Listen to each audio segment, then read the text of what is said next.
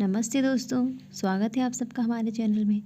हाजिर हूँ फिर से एक नई कहानी के साथ। कहानी सही इलाज। रात के 12:30 बजे दरवाज़ा खुलने की आवाज़ सुनकर बुजुर्ग उषा जी ने उसी ओर देखा तो सामने बेटा सुमित और बहू नेहा अंदर की ओर आ रहे थे। ये क्या लगा रखा है तुम दोनों ने? हर रोज़ देर रात को पार्टी में से लौटना। मैं बूढ़ी यहाँ सारा घर का काम करती रहती हूँ और तुम्हारे बाबूजी को बाहर जाकर सब्जी दूध लाना पड़ता है। मैं कुछ कहती नहीं कि ये हो जाता है।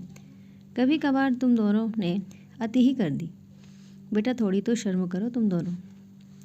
सुमित ने पहले घूर कर माँ को देखा, फिर अपनी पत्नी नेहा की ओर, जिसका भी चेहरा गुस्से से तमतमाया हुआ लग रहा था। सुबह बात करते हैं माँ। इतना कहकर सुमित पत्नी नेहा को लेकर अंदर कमरे में चला गया और बंद कमरे में कपड़े बदलते हुए अंदर से आवाज़ें आ रही थी। जीना हराम कर रखा इन लोगों ने, अब बर्दाश्त करना मुश्किल हो रहा है। कुछ तो करना पड़ेगा। अब सारा पानी सिर से ऊपर होने लगा है। अपने कमरे के दरवाजे पर खड़े रमेश बाबू के कानों में जब ये शब्द पड़े तो वे गुस्से में उषा जी को देखते हुए बड़बड़ाने लगे। अब कहो बच्चे हैं उषा, बस बहुत हुआ, अब तुम्हारी एक नहीं सुनूंगा। बीमारी का इलाज वक्त पर ना हो तो वो नासूर बन जाती है। आप सही कहते थे रमेश जी, बच्चे हैं, आज नहीं तो कल समझ ही जाएंगे, मगर अब आप ही कुछ इलाज कीजिए। मुझसे ये बर्दाश्त नहीं होता। जब देखो उल्टा सुना देते हैं। आप तो डॉक्टर हैं, क्या आपके पास इस बीमारी का इलाज है? इलाज तो था, मगर अब तक तुमने मेरे हाथ बांध रखे थे। खैर, कल ही इस बीमारी का इलाज हो जाएगा। बस तुम पिघलना मत। अगर स्वाभिमान और सम्मान से अपनी आखिरी सांसें लेना चाहती हो तो मेरे निर्णय में मेरे साथ रहना। रमेश बाबू कुर्सी पर बैठे सुबह होने का इंतज़ार करने लगे। सुबह होते ही रमेश बाबू ने बेटे सुमित और बहू नेहा को कमरे में आने का आदेश दिया।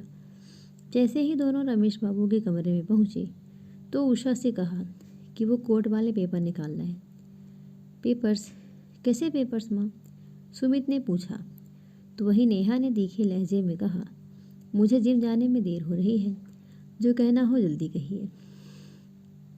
बस जरा सा वक्त बेटा। रमेश बाबू उठे और स्वयं ही लॉकर से पेपर निकालते हुए बोले और फिर कुर्सी पर बैठकर चश्मे लगाकर पढ़ने लगे। ये कोर्ट की एग्रीमेंट पेपर है सुमित।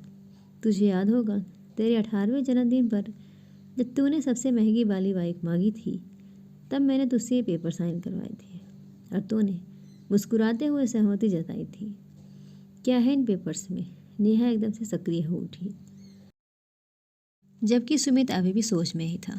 इनमें लिखा है कि आजीवन सुमित को अपने माँ बाप की देखभाल पूरे प्यार और सम्मान के साथ और ज़रूरत के अनुसार हमारी सेवा इसी घर में रहते हुए करनी होगी, और शादी के बाद उसकी पत्नी को भी।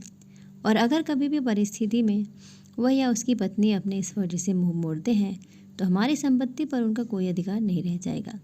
और इतना ही नहीं, सुमित को डॉक्टर बनाने में जो लाखों का खर्चा हुआ था हमारा, वो भी सुमित को पूरे सूद समेत वापस करना पड़ेगा और अपनी पत्नी के साथ वापस चले जाना पड़ेगा।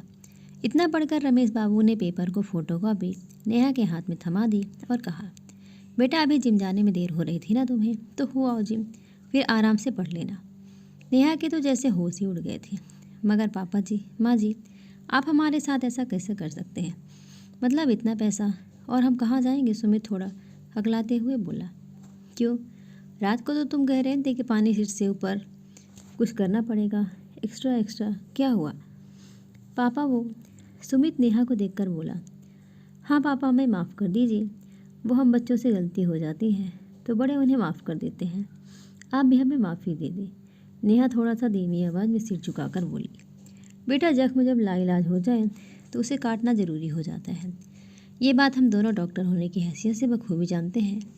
क्यों सुमित, सही कहा ना मैंने? खैर, अगर आगे से जिम्मेदारी और सावधानी बरतने का वादा करो तो कुछ ही समय में दूसरी इलाज देने की परमिशन दे सकता हूँ। जैसे कि आज से, बल्कि अभी से रसोई घर तुम्हारे जिम्मे और बाहर के सामान वगैरह जिम्मेदारी तुम्हारी सुमित।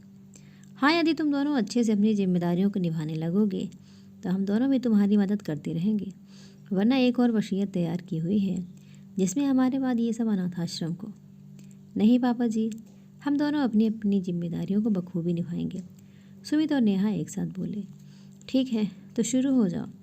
रमेश बाबू ने जैसे ही कहा, नेहा तुरंत रसोई घर की ओर नाश्ता बनाने के लिए दौड़ी। तो वहीं सुमित थैला लिए दूध लाने। रमेश बाबू जहाँ पाँवों को हिलाकर मुस्कुराते हुए उषा जी की ओर देख रहे थे, वहीं उषा जी भी मुस्कुराने लगी थी। आखिर देर से ही सही, आज उन्हें बीमारी का सटीक इलाज जो मिल गया था। दोस्तों, कहानी आपको कैसी लगी ज़रूर बताइएगा। लाइक करिएगा, चैनल पर नए हैं तो चैनल को सब्सक्राइब करिएगा। धन्यवाद।